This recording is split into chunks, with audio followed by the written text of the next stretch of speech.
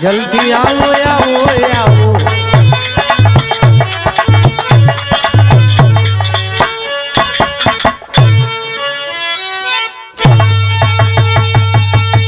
वाह भाई वाह।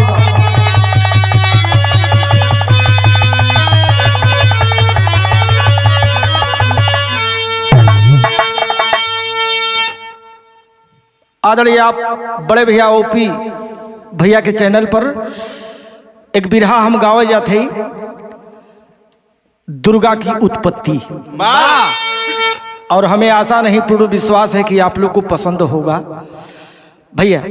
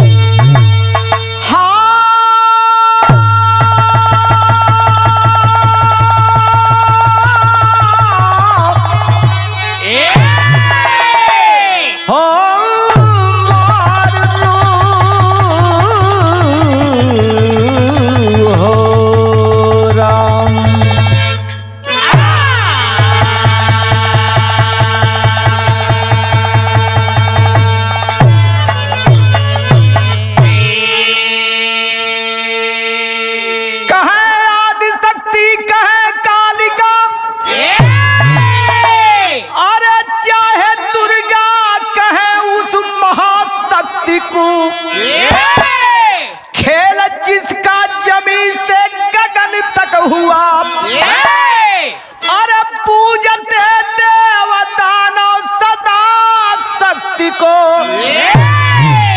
गर किसी ने पुकारा उन्हें प्रेम से, कष्ट उसका हुआ दूर संसार में। घोर तम दूर करती है ज्योति से माप, आइए ध्यान कर ले नमस्कार में।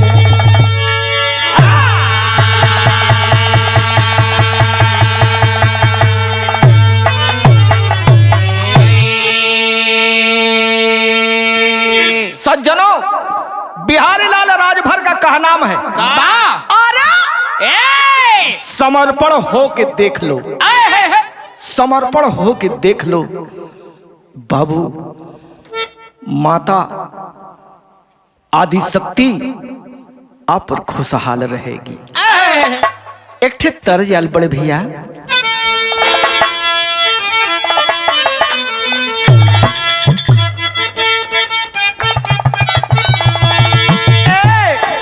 तोड़ दिया दिल जाम का बोतल, अरे तोड़ दिया दिल जाम का बोतल, चला के मीठे खंजर, अरे चला के मीठे खंजर।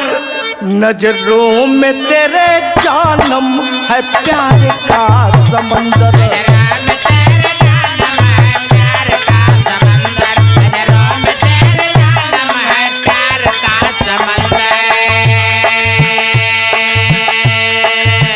वाह भाई वाह, इत तर्ज रहल, लेकिन गाना का भाव सुना। भक्तों को मऊ भारती, भक्तों को मऊ भारती, जो आ गया शरण में, अरे जो आ गया शरण में। उनकी है महिमा न्यारी संसार के हर कण में।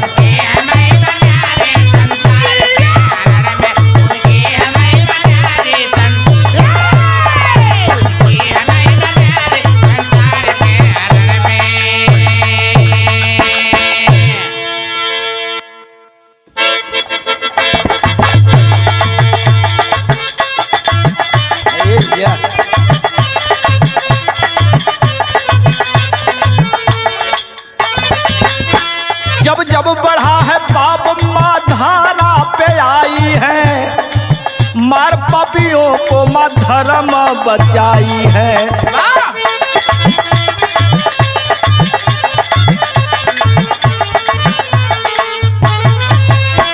हर भक्त के माँ भाव पे ममता लुटाती है, सुन गुहार अम्बे ही दौड़ी आती है।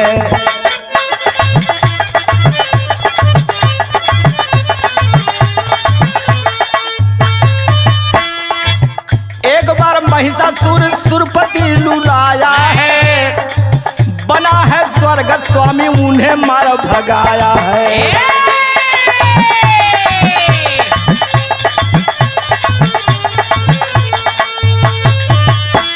आए हैं ब्रह्मलोक छोड़ प्यारा देश को,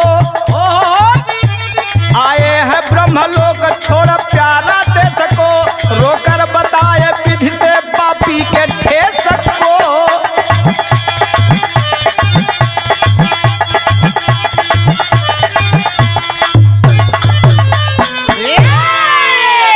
एक बार महिषासुर सुरपति राजा इंद्र को जाकर के कहा कि तुम स्वर्ग में मालिक बने हो, चल उतर। जबरी गुंडई के बदौलत महिषासुर इंद्र को भगा देता है, और जब भगा देता है बाबू तो इंद्र कहां जाते हैं, किससे दुहाई देते हैं। एक ठे तर्ज लगल भैया,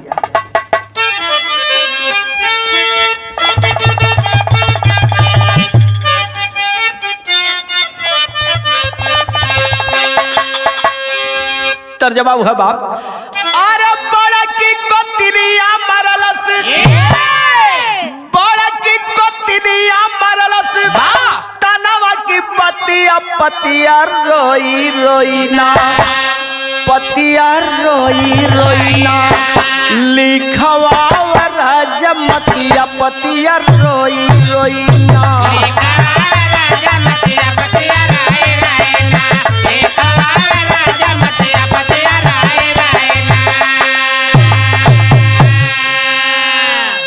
बाबू ब्रह्मा जी की हन इंद्र गईलन और अपने दिल की बात कहत हूं, का कहला हो।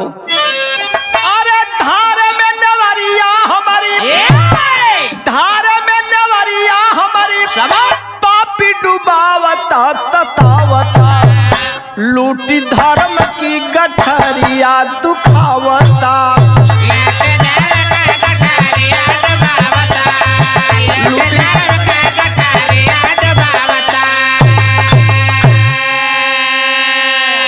ब्रह्मा जी इंद्र को सांत्वना देते हैं बाबू, का कहलन। ब्रह्मा जी इंद्र को धीरा जवाब बधाए, पपियन का नाश करी है विष्णु को बताए।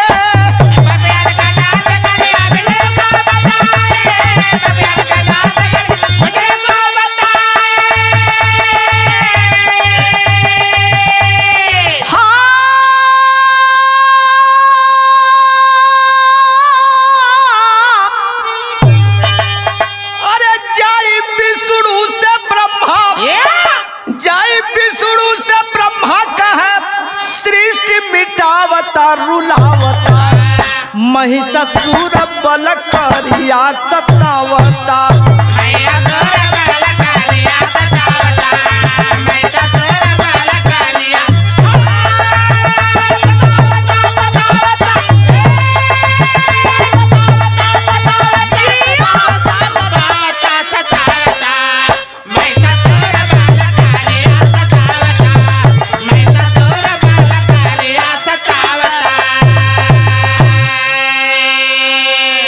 ब्रह्मा जी कहले इंद्र तड़पो मत, तड़पो मत, महिषासुर के अत्याचार से तुम्हें हम बचाएंगे।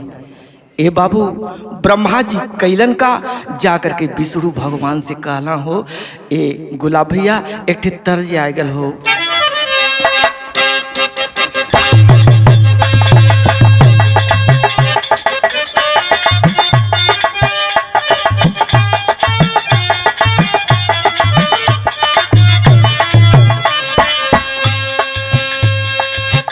निबिया की डरिया मैया नावेली झालुआ हो की झूली झूली ना, हो की झूली झूली ना, मैया मोरी गावेली गीतिया हो की झूली झूली ना।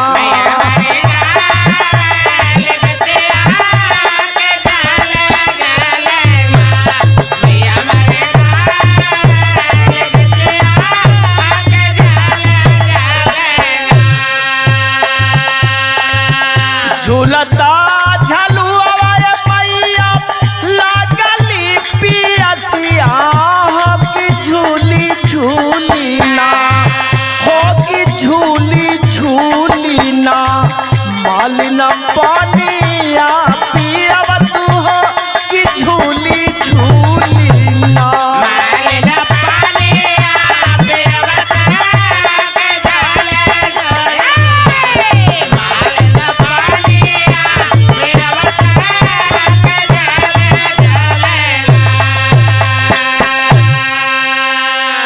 भाव कवि जी का लिखलन पापी के करनवा सुनी विष्णु के नयनवा अग्निया बरसना ज्वाला बन गईली बदनिया हो अग्निया बरसना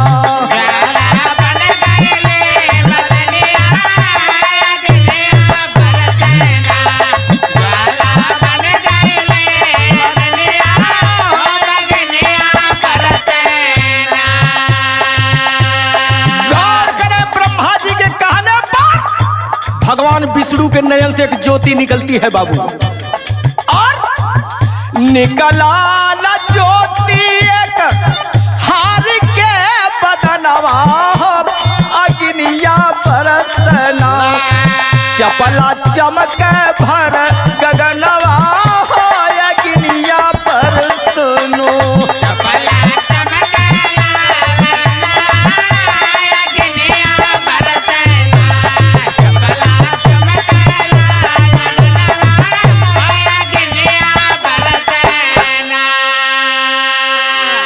ब्रह्मा जी गौर करें जब विष्णु भगवान के नयन से ज्योति जब निकलती है बाबू तो ब्रह्मा जी के नयन से भी एक ज्योति निकलती है। दू जाने के तो ज्योति नयन से निकलल लेकिन तीसरका शंकर भगवान के नयन से ज्योति निकलती है बाबू। तीनों ज्योतियां एक हो जाती हैं और जब एक हो जाती है तो ब्रह्मा के तनवाया महेश के नयनवा अग्निया बरसना चिनगारी निकलल सभनवा अग्निया बरसना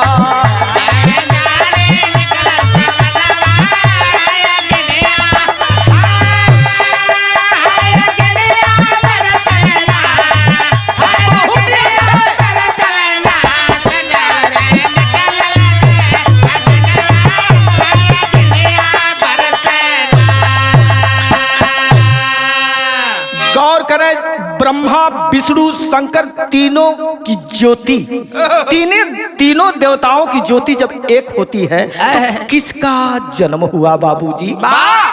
तीनों रोशनिया के भैला जब मिलनवा अग्निया बरसना भैला दुर्गा के जन्मवा अग्निया बरसना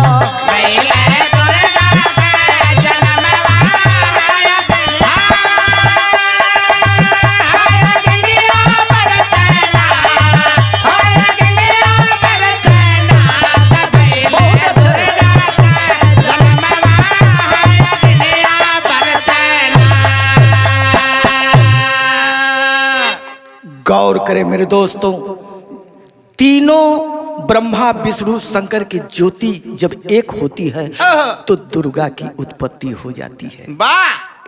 जब हो जाती है तो ब्रह्मा विष्णु शंकर विचार करने लगते हैं, ये असुरों का नाश करने के लिए हम लोग दुर्गा को तो प्रकट कर दिया, लेकिन मार करने के लिए हथियार चाहिए।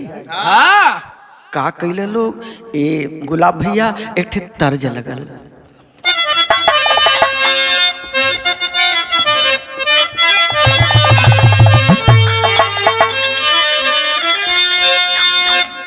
कही दा भौजी भैया से मोर कही देते गवाना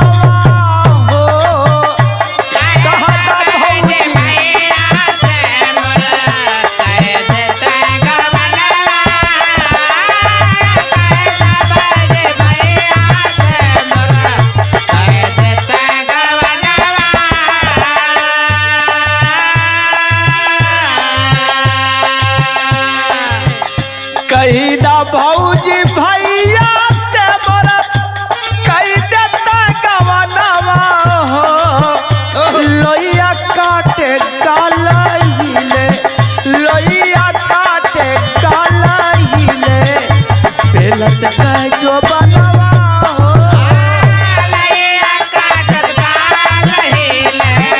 बेलत का जो बनावा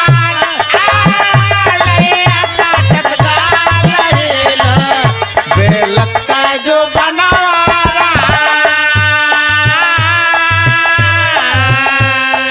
सज्जनों, उस आदि शक्ति दुर्गा को के कवन हथियार देला हमें बिरहा में गाय के बता देते। विकराल रूप धैली, विकराल रूप धैली ठहरे लाग गगनवा हो। विकराल रूप धैली ठहरे लाग गगनवा विकराल रूप धैली ठहरे लाग गगनवा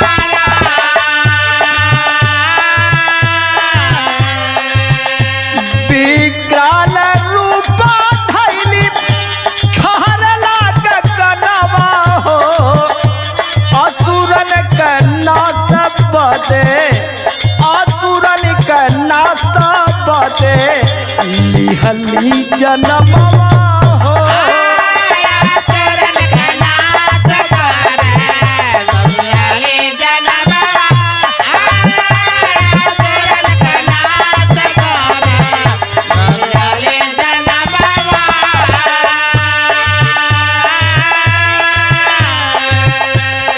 भगवान भोलेनाथ आदि शक्ति को त्रिशूल दिए मेरे दोस्तों। त्रिशूल शिवा पवन दहल धनुष बनवा हो। विष्णु चक्र सुरपति, विष्णु चक्र सुरपति दिए वज्रधनवा हो।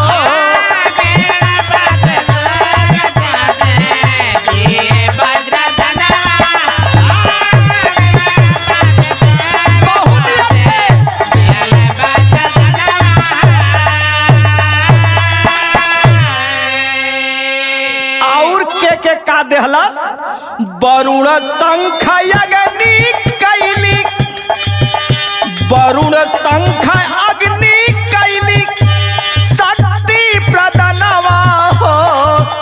बाबा विश्वकर्मा दिहले, बाबा विश्वकर्मा दिहले गुण के खजनवा हो।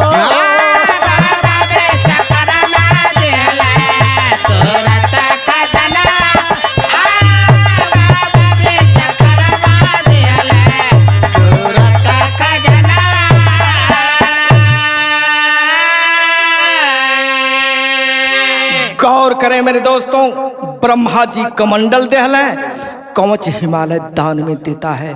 माँ को सभी लोग ब्रह्मा विष्णु शंकर इंद्र विश्वकर्मा वरुण देव अग्नि सब अपन अपन व्यवस्था माता आदि शक्ति की देहली।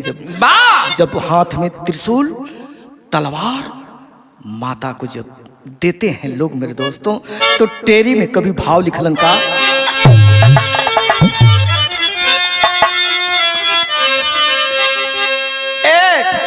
अरे असुरन की दिवाली हो गई, धर विकराल रूप माँ चली रण चंडी काली।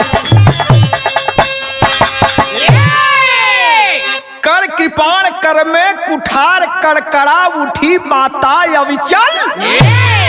खंग हाथ बाधी निखम सब अंग अंग हथियार सजल। गगन हिला कापी अवनी जब हुआ गर्जना भारी उबल। घोर दहाड़ सुनकर महिषासुर की भारी अनी सुंदर सजल। गौर करें मेरे दोस्तों, माँ आदि शक्ति दुर्गा जी हथियारों से जब सज गई, सारी व्यवस्था उनकी हो गई, या महिषासुर को खबर हो जाता है। जब खबर हो जाता है बाबू, तो चल दिलस बीरस का भाव आगल हो।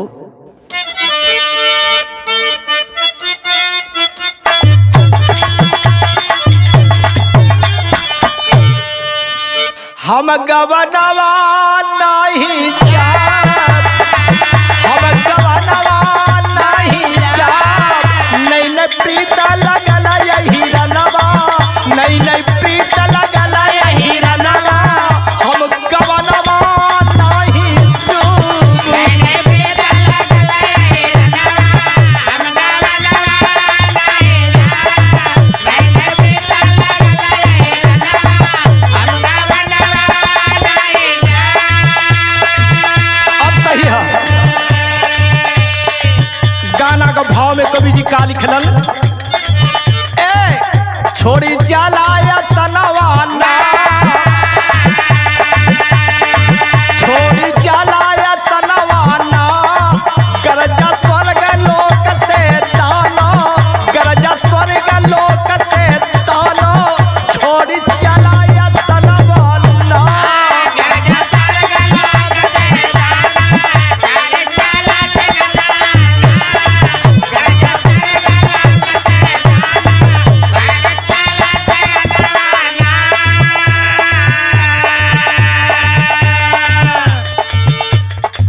माँ के निकले नयन से ज्वाला,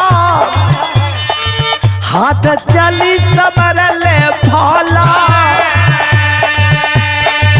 महिषासुर घमंडी चूलू, युद्ध घमासान भइले निराला, गिरे असुरन के कटी गरदनवा, गिरे असुरन के कटी गरदनवा, छोड़ी चला या सनवाला।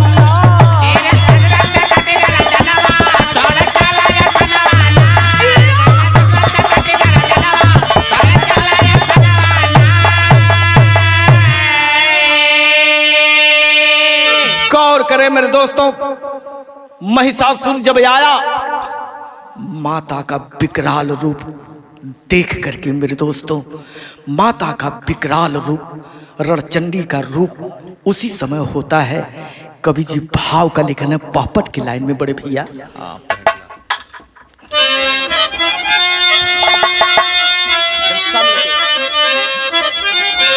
माता बल के रणचंडी मैदनवा तनवा काटली, अरे माता बल के रणचंडी मैदनवा तनवा काटली, और गिरे समर में पापिन के गर्दनवा तनवा काटली।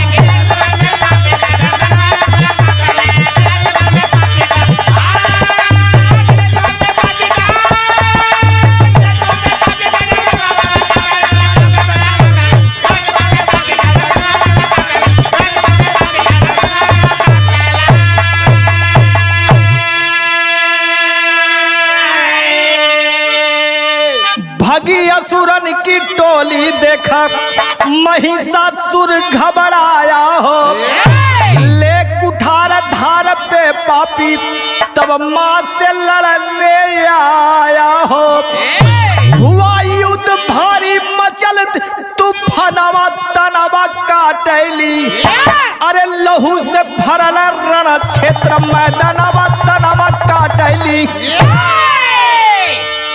गौर करें मेरे दोस्तों, माता विकराल रूप में खैचत गर्दन काटत लोहू से धरती तराबोर हो गई मेरे दोस्तों। आल्हा का भाव कवि जी का लिखलन, आए हैं हाथियन के झुंडावा में गरज जैसे शेरवाए भैया,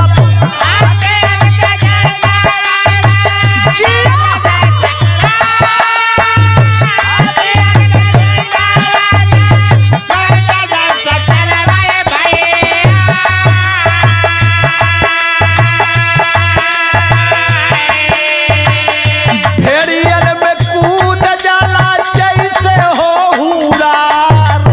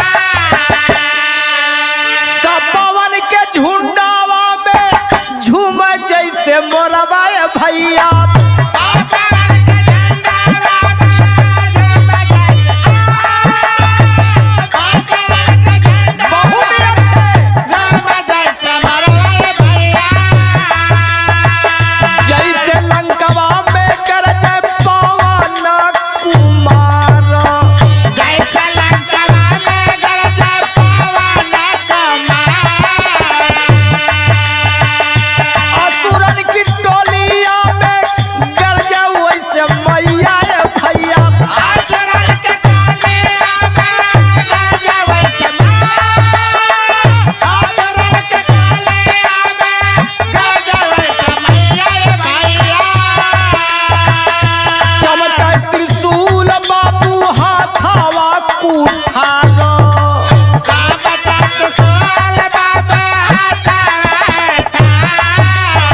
महिषासुर के टोलिया पर सामत आई गईली ये बाबू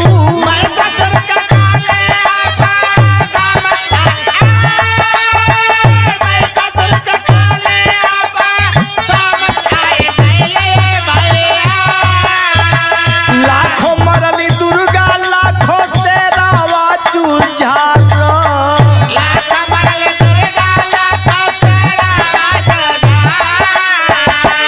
अरे महिषासुर अगवा आया लमाई के मरली त्रिशूलवा से सीने के मझार हो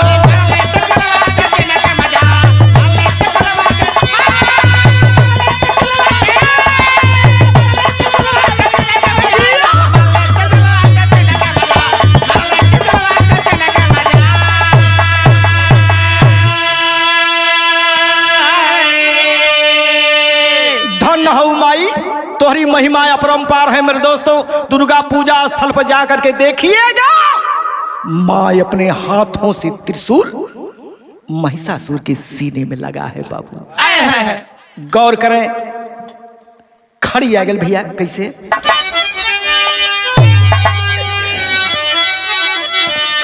अरे महिषासुर के लड़ में गिरल बालसिया देवता बरसावे सुमनवा पूजल बयसिया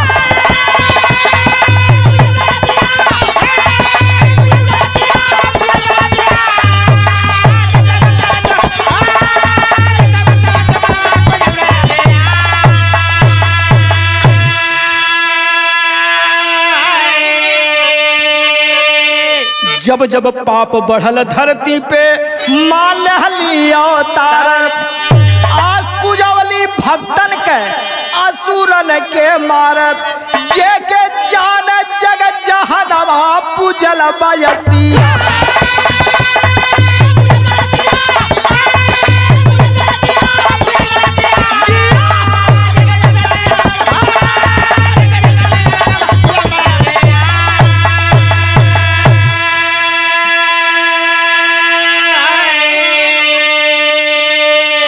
जब जब पाप बढ़ा है मेरे दोस्तों माँ दुर्गा जी का अवतार हुआ है।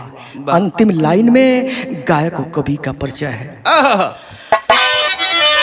मार महिषासुर के माता दुर्गा जी कहली गुरु गणेश गुरु रामलाल से निस दिन प्रीत लगवाली अरे असुरन की दिवाली हो गई सिंहासन कभी बिहारी बजे विजय का ताली असुरन की दिवाली हो